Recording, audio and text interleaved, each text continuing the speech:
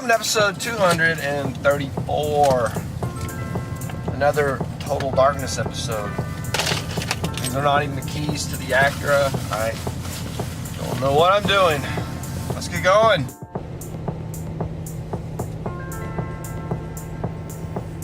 In this episode, I want to explore an idea of lifetime learning, of continuing to learn throughout your entire life. To consider learning to be something that ends when you graduate college or graduate high school, that's just wrong. That's going to ultimately lead to stagnation. It's going to ultimately lead to being stuck in a single place. And I would argue that the healthiest, happiest people are the people who are lifetime learners, who follow their curiosity from one learning experience to another throughout their life, continuing to add to who they are and what they're able to do and things like that. There's a lot of research that is suggesting that continuing to push yourself into old age is a way of keeping Alzheimer's from developing. That you are constantly creating new neural paths and new connections from old information to new information outpaces the degradation of the neural pathways that seems to be a contributor to the Alzheimer's symptoms. So, lifetime learner, be someone who learns and tries things and experiments. So, let's see if we can get all these lights off. And I got this headlamp thing that's all these LEDs. I know that's awesome. There's your and now it's dark. I've already got the keys out of the car. I'm turning off the lights. Now let's see if we can get in. This would be the day that I have extra bags to carry.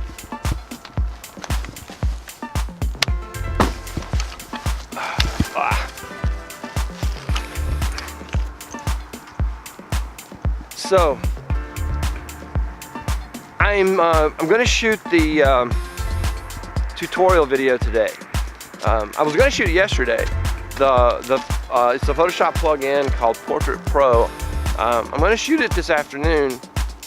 Like I said, I was going to shoot it yesterday, except I couldn't get the license activated through the firewall, so I had to take my laptop home and activate the license. And now I'm ready to go. I'm ready to shoot this thing. All right, we've got to the door. Let's see if we can get in.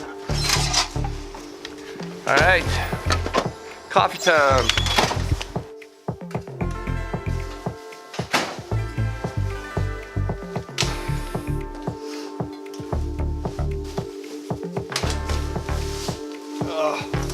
I'm 100% sure this is how all the Casey and Peter and Maddie, that's how they do it.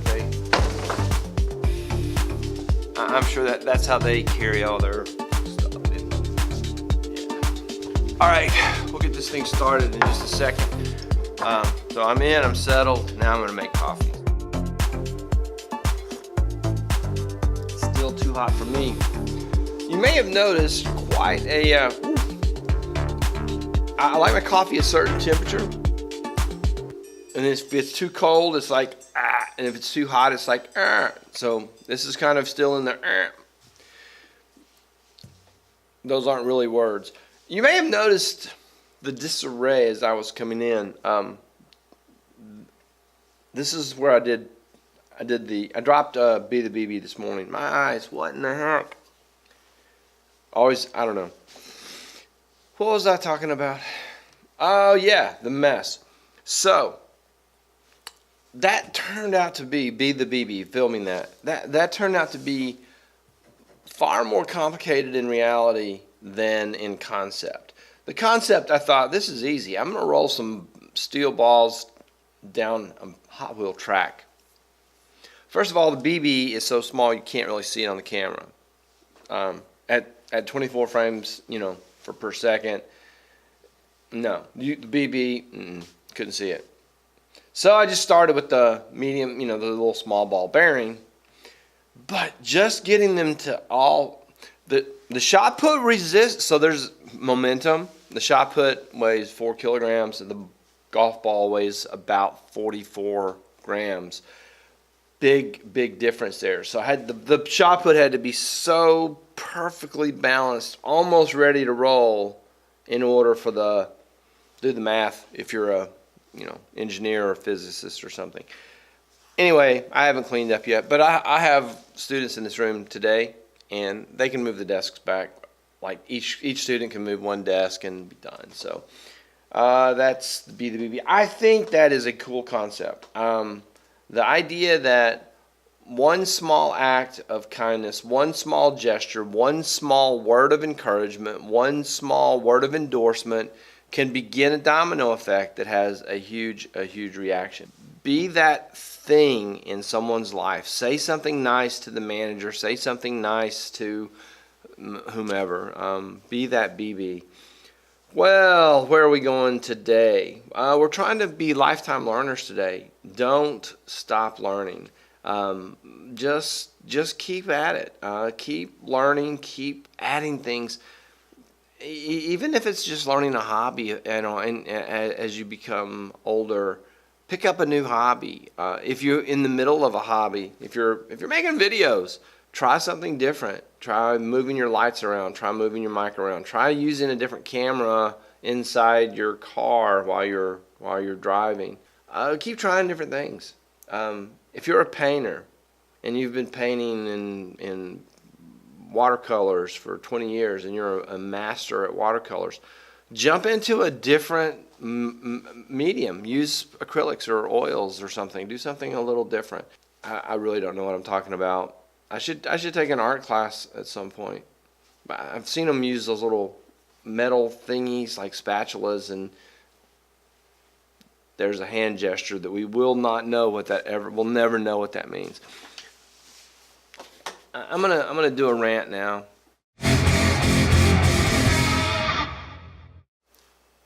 I was gonna do a rant about something that I just learned about, something I learned about yesterday, and it is so stupid. But I'm afraid if I just rant about it, that people who haven't heard about it will go, hey, I want to try it too. It's a stupid thing. Someone was like stupid, and then they go, hey, guess what I just did? And look what, and then everybody else just followed. Lemmings off the cliff, lemmings jumping off the cliff into stupidity.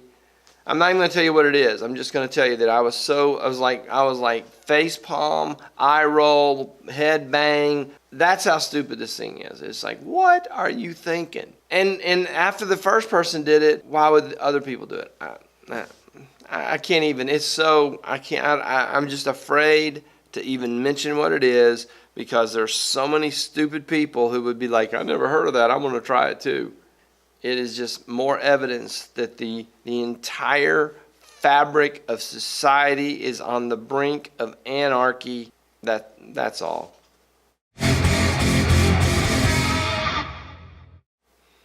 So there was my not rant. I'm sorry. That was a not rant. I don't know what that was, but it was random at least. All right. Be a lifetime learner. Be a lifetime learner. I'm gonna drink some coffee and kind of get ready for the day.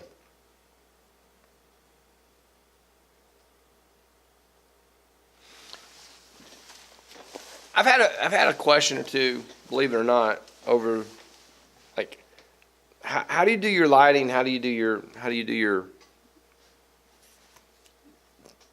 setup? So I'm gonna take a real quick video of my setup.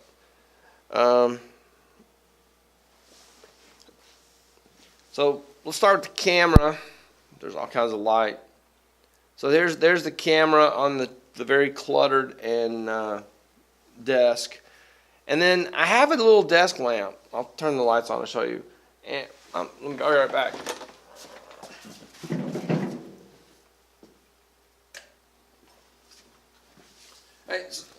So I have this desk lamp here.